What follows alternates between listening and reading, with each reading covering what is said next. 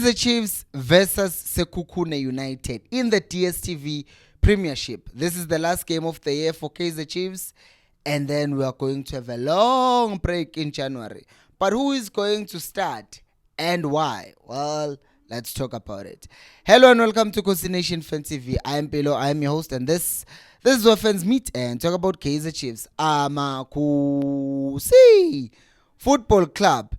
And we're talking about this fixture which, when we played against Sekhukhune United last time out in Durban, we won the game by 2-1. Edmilson Dove and Edson Castillo being the scorers.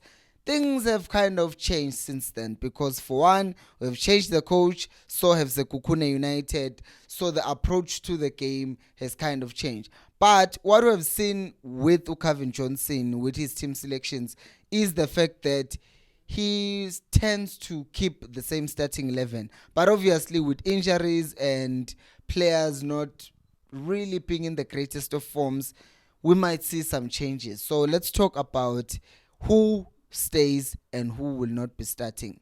Now, for starters, we know that Bruce Bvuma will obviously be starting as a goalkeeper. No discussions there. And then right back position. Once again, I will say this until my voice goes away. Honestly speaking, what have we seen Refrosla do since Cavin Johnson started coaching Chiefs?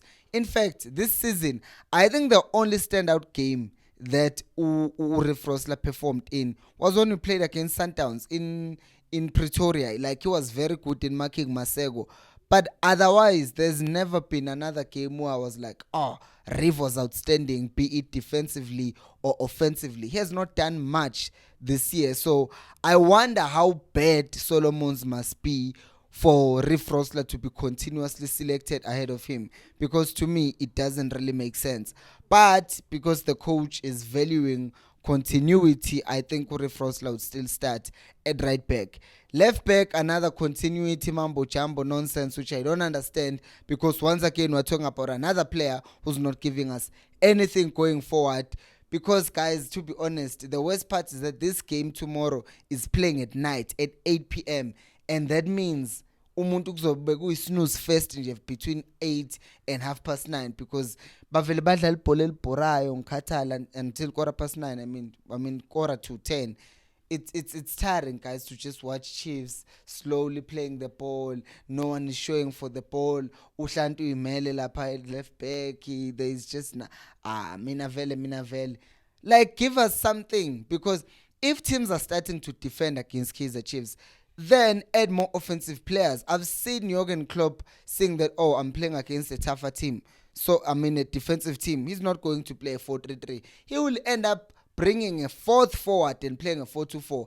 I saw him doing this against Manchester City. I'm like, wow, he's not even scared about how we're going to do defensively, because at this point he sees that I need a goal.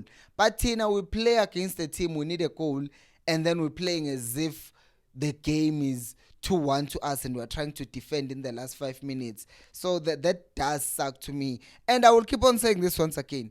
Uhappy Mashian has no chance of playing as a right winger or a left winger. If he does play like in the last game, like in the Swallows game, he will only play like 5 minutes.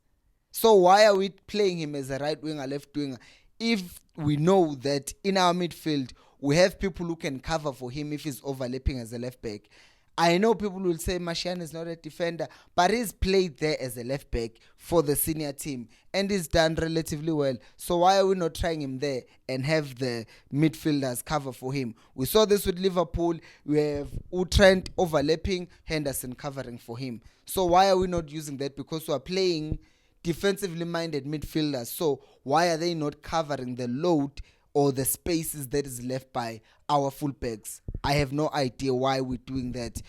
So instead we end up looking like we're just a defensive team.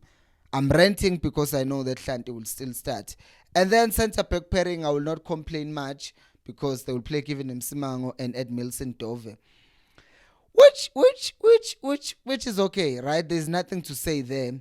I just wonder and ask myself, since we're not pushing Uhlanti, we're not making him overlap, we're not having him invert into midfield, he's just there at left back. I wonder if we could start doing something similar to what John Stones does for Manchester City with either Udove or giving him Simang, because Simang is very good on the ball, and instead of playing those long balls, because the teams are not, what can I say, are doing that midfield block. They are not trying to high press us, but they are just there in midfield.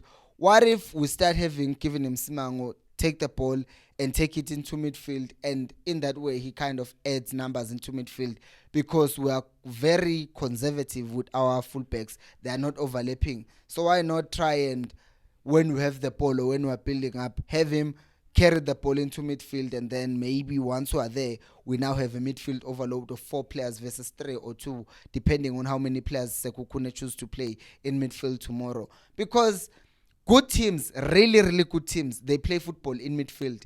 Where does Kaizer Chiefs play their ball? They try by all means to go wide. But the problem with us playing wide is that our fullbacks are not overlapping, and we are not stretching the oppositions. So in that way, they are always compact when we're playing against them. And the only way that we are able to hit these teams is using our counters when they are just a bit disorganized, and then we can score. Like, look at the game that we played against, what was our last game? Polokwane City. They were a bit disjointed because it was after their attack. We get the ball, Umat plays it to Ngobo, boom. That's a transitional moment. It's not a attack that is coming from the back and we're progressing the ball from the back line into midfield into our front line. No, it's just boom, boom, boom, brum, Kalikul. We need to see our team creating chances starting from the back, but right now we're certainly not doing that. Now, when we go to our forwards, our midfield. In our midfield situation, we have obviously Umthetwa being injured, he's out, which means it's going to solve the problem that we've been having of Mart benching Castillo, which means tomorrow it's not going to be a headache for the coach, because he's going to play Castillo, Mart, and Ungob. Now, what we saw in the previous game is the fact that the coach elected to play Castillo as a 6, and then Umart as an 8, and then Ungobo as a 10. I have an issue with that. I have an issue with having Castillo as the deepest player in our midfield. Why is that? Well, simply because if his starting position is so deep, Umart, we know he's the one who works harder than him. Why are we not placing Umart deeper and then have Castillo, who's much more creative than Umart and who can also contribute in terms of goals? So why are we not having him play further up the field and then have Umart playing deeper? Because once again, we're talking about creativity. Yes, I know Umart has assisted in back-to-back games. We know that. I understand that. Oh, the other game was against Richards Bay. I'm sorry. We know he has assisted in 2 games. But for the 90 minutes, we're not seeing much. Not because we're in Komo. It's not his game, Uguti, to be super creative and be creating things and atungi bola here and there. It's not his game, and that's okay. Not everyone has to be a creative player. Some players just are good in controlling the tempo of the game, winning the ball back. Matt is good at that. So let's give him the role where he can be a defensive midfielder and have Castillo be the one who's trying to get those final passes and make those late runs into the box. Because if he's playing as a 6, he has a responsibility of protecting the back line. So how are you going to leave and go and try to attack the box if your position is vacated? You get me? Because now, if there is a counter, that means now your defense is very exposed. So I do think that it's not a good idea to play Castillo so deep, because then we're depriving ourselves of the things that he can actually do for us, which is go forward, create chances, and score goals. The other thing that you can do for me is like the video, is to subscribe, follow, whatever. Do the nice things, right? Yeah. Now, let's go to our front three. Our front three, we saw that Modi obviously played well in that other game and he's been okay. His form is okay. So he starts as a left winger.